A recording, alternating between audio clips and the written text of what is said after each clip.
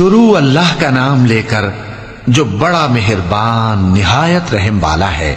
جو لوگ کافر ہیں یعنی اہل کتاب اور مشرک، وہ کفر سے باز رہنے والے نہ تھے یہاں تک کہ ان کے پاس کھلی دلیل آ جائے، یعنی اللہ کا ایک پیغمبر جو پاک اوراق پڑھ کر سناتا ہے جن میں مستحکم آیتیں لکھی ہوئی ہیں، اور اہل کتاب جو فرقوں میں بٹے ہیں تو دلیل واضح کے آنے کے بعد ہی بٹے ہیں، حالانکہ ان کو حکم تو یہی ہوا تھا کہ اللہ کی عبادت کریں، اطاعت کو اسی کے لیے خالص کرتے ہوئے یکسو ہو کر، اور نماز قائم کریں اور زکوٰۃ دیں، اور یہی مضبوط اصولوں والا دین ہے۔ جو لوگ کافر ہیں یعنی اہل کتاب اور مشرک، وہ دوزخ کی آگ میں پڑیں گے اور ہمیشہ اسی میں رہیں گے۔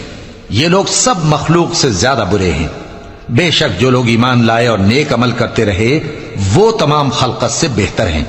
ان کا صلہ ان کے پروردگار کے ہاں ہمیشہ رہنے کے باغ ہیں جن کے نیچے نہریں بہ رہی ہیں، ہمیشہ ہمیشہ ان میں رہیں گے۔ اللہ ان سے خوش اور وہ اس سے خوش۔ یہ صلہ اس کے لیے ہے جو اپنے پروردگار سے ڈرتا ہے۔ بلا شبہ تھوہر کا درخت گناہگاروں کا کھانا ہوگا جیسے پگھلا ہوا تانبا۔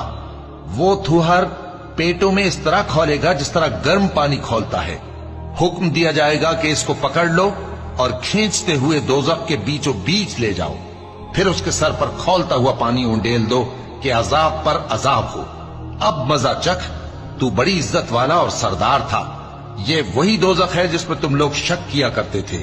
بے شک پرہیزگار لوگ چین کے مقام میں ہوں گے، یعنی باغوں اور چشموں میں باریک اور دبیز ریشم کا لباس پہن کر ایک دوسرے کے سامنے بیٹھے ہوں گے۔ وہاں اس طرح کا حال ہوگا، اور ہم بڑی بڑی آنکھوں والی حوروں کو ان کی بیویاں بنا دیں گے۔ وہاں امن و اطمینان سے ہر قسم کے میوے منگائیں گے اور کھائیں گے، اور پہلی دفعہ کے مرنے کے علاوہ موت کا مزہ پھر نہیں چکھیں گے، اور اللہ ان کو دوزخ کے عذاب سے بچا لے گا۔